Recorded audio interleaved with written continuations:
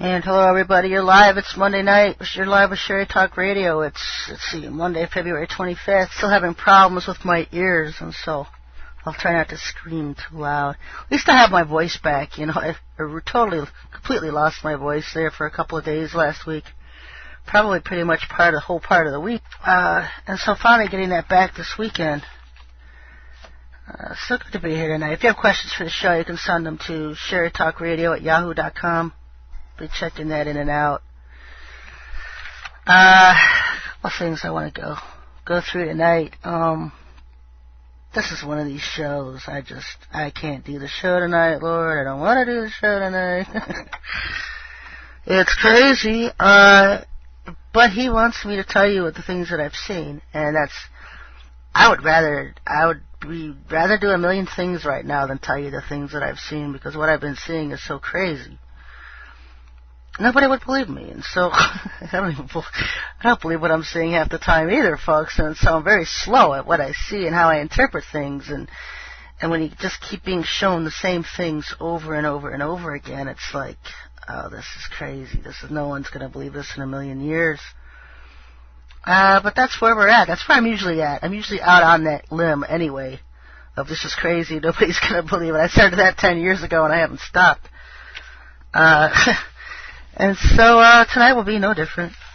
I know a lot of people have questions about the satellite shooting they shot down last week. And I had a lot of questions about that one myself, and I wasn't really leaning towards any particular angle on it, because I just, as far as I was concerned, the Bible codes just weren't being definite one way or the other on what it is, and the Lord just kept saying, no, I've already shown you what it is, and we kept batting forth, back and forth, and as crazy as it sounds, this satellite this alleged satellite that they supposedly blew up, I've talked before about the ship that Sananda rides on. Sananda is the Messiah that poses as Jesus Christ of the churches. And I've been talking about these two beasts for 4 years on my show, Maitreya and Sananda, who are in the background leading the charge for Satan's full rule and conquering of the earth. And they're leading the age of Aquarius that's coming. We're going to go not even a gradual anymore. It's just going to be an abrupt change from the New World Order that we're in now into this age of Aquarius, which is going to be the 8th and final kingdom on earth run by Satan. Because the New World Order basically being run by the governments now and, steered and run by Satan. We'll give him all the credit that's due. But when he comes and his henchmen are in control, it's no longer going to be a New World Order. It's going to be an age of Aquarius. And this age of Aquarius, of course, is bringing their gods' rule on earth, making heaven on earth.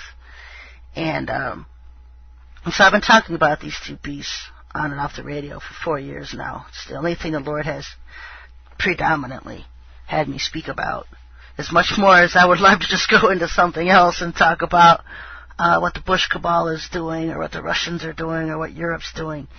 He's led me away from all of that and into very focused and specific areas that he has wanted me speaking about. And so it all comes down to this satellite thing. Now, I've told you guys how this orgone that we've been putting all over the world was going to destroy Satan's forces, and how effective this was against the aliens and demonic beings. And I hear from people all the time, and I'm going to get into it tonight, about being attacked at night in your sleep and just having everything around you sabotaged. But this Capricorn is Sananda's ship. It's a cigar-shaped ship. Cigar-shaped, if I can speak, because I can't hear. So I don't know if I'm speaking right or not, but that's pretty much the norm on this show anyway. I can't speak when I am feeling good. But it's a cigar-shaped ship. And it's a mile long and up to a mile to 3 miles wide. It's just a huge, very huge ship. And it used to hang out over by Salt Lake, Utah. And I think what's happened is I've pretty much effectively run him out of Utah. Took a trip west, took care of Salt Lake, took care of huge areas of Utah there where they like to hang out.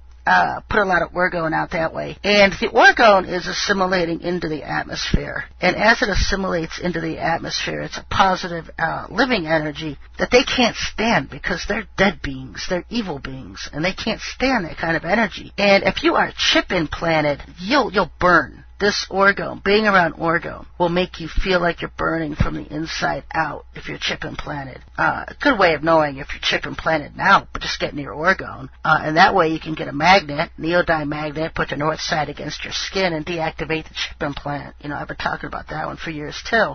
Because we're chip implanted unbeknownst to us. Anything you do, you go in for a flu shot, you're chip implanted. You go in for dental work, you're chip implanted. They even have chip implant guns where they can target you and shoot you with chip implant guns. But we can deactivate these chips, but they can't. And a lot of Satan's forces are all hive mind controlled by chip implants. They're the ones who gave us, our government, the technology of microchips and chip implantation.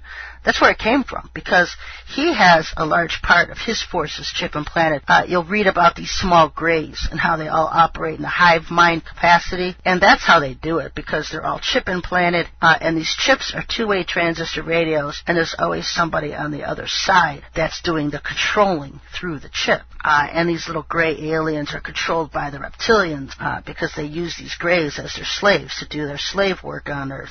So this is how it variously affects these alien beings. It not only burns them, it's going to cause the boils that the Bible talks about. A lot of the judgments in the book of Revelation in the last days, that's going to cause a lot of these boils that people receive that get Satan's chip, his mark, in Revelation 13. But it's also going to completely decimate Satan's forces as they are. And so we're seeing that right now already. We've got so much orgone up, and it's very effective, that it's already assimilating into the atmosphere. And in some way, the orgone is manipulating, doing something to their navigational systems on their UFOs, to where it completely stops them from working. And you're seeing them crash to the Earth now. You're hearing in the media, oh, there's a meteor hit the Earth and blah, blah, blah, these meteors hit the Earth lately. These are UFOs falling out of the skies. And I've talked about it before, how we would pull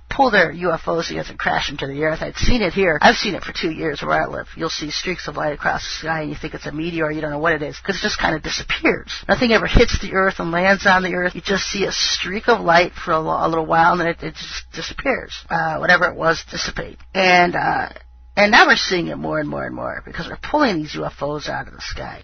Because as orgone travels, I don't just have it in my area, it's around the whole world now. And as UFOs hit orgone saturated areas, that orgone is going to cause their ships to crash. And so this is what's happening now, where they're literally falling out of space.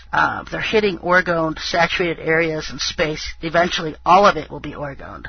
I don't know, perhaps it all is already, I don't know. But I had asked the Lord about it last week, because he said, these are UFOs, confirmed it for me. These are UFOs calling out of the sky, and many more are going to follow.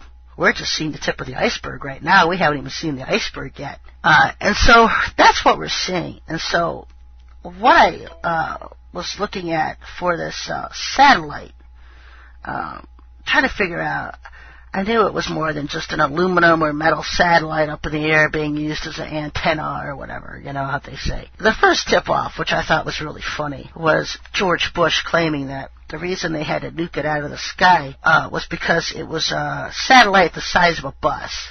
And they needed to nuke this satellite because it was dangerous. This satellite the size of a bus. I think the smallest rock from space that's hit the Earth has been as big as a bus. I mean, that was the first tip-off of how ludicrous the whole story was.